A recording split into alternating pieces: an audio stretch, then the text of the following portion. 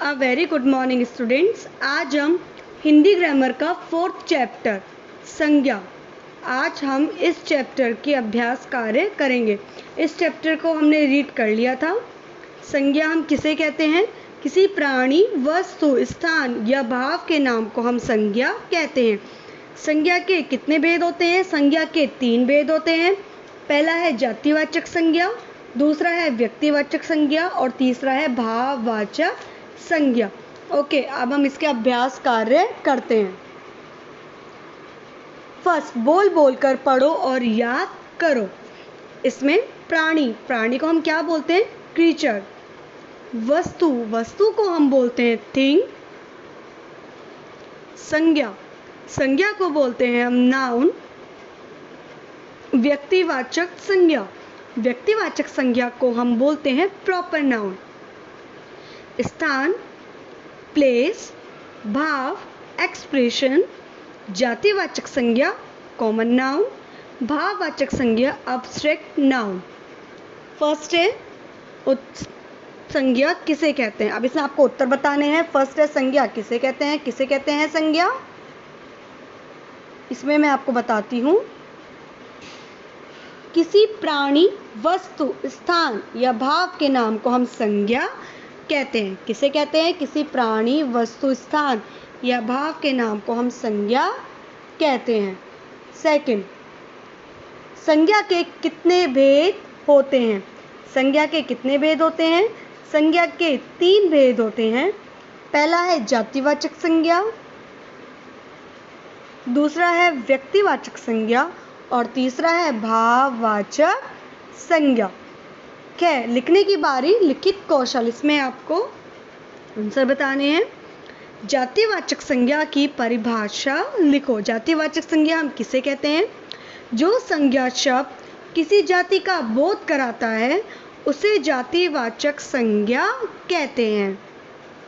जैसे बालक, नाना, शहर, ये क्या है बच्चों? ये हमें जाति का बोध करा रही है, हमें बता रहे हैं जाति के बारे में। व्यक्तिवाचक संज्ञा की परिभाषा लिखो। व्यक्तिवाचक संज्ञा हम किसे कहते हैं?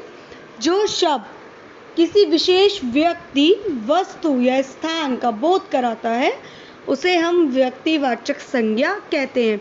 विशेष व्यक्ति जैसे डॉक्टर भीमराव अंबेडकर, ठीक है, नरेंद्र मोदी, ये होते हैं विशेष व्यक्ति। अब विशेष वस्तु में कौन कौन से आते हैं? जैसे फल आते हैं और पुस्तकें आती हैं।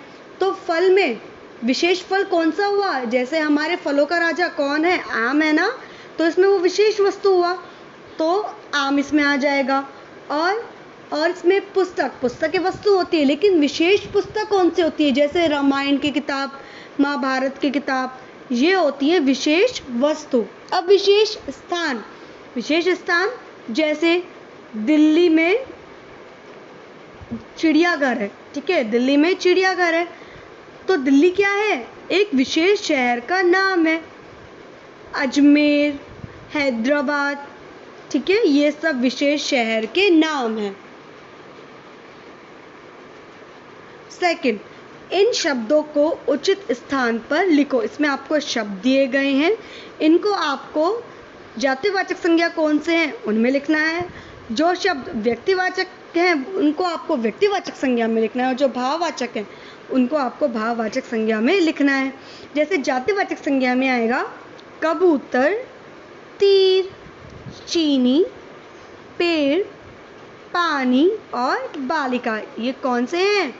ये हैं जातिवाचक संज्ञा में। अब व्यक्तिवाचक संज्ञा में गंगा, हिमालय, राधिका, जयपुर, दशरथ, ताजमहल, ये किस में आते हैं? व्यक्तिवाचक संज्ञा में आते हैं। भाववाचक संज्ञा में भलाई, लड़कपन, सुंदरता, उदासी, प्रसन्नता और खुश, ये किस में आते हैं? भाववाचक संज्ञा में आते हैं। सोचने की बारी, भाषा कौशल। सही उत्तर चुनो। इसमें आपको सही उत्तर चुनना है। फर्स्ट, राकेश के नाना केरल में रहते हैं। तो इस वाक्य में जातिवाचक संज्ञा क्या है? क्या है बच्चों, क्या है बताइए, इसमें क्या आएगा, नाना। राकेश के नाना केरल में रहते हैं, तो ये जातिवाचक संज्ञा है, तो इसमें जातिवाचक संज्ञा क्या है, नाना है। और राकेश क्या है, व्यक्तिवाचक संज्ञा। ओके, इनमें से व्यक्तिवाचक संज्ञा है महल, राजमहल या हवा महल। क्या आएगा बच्चों इसमें, हवा महल।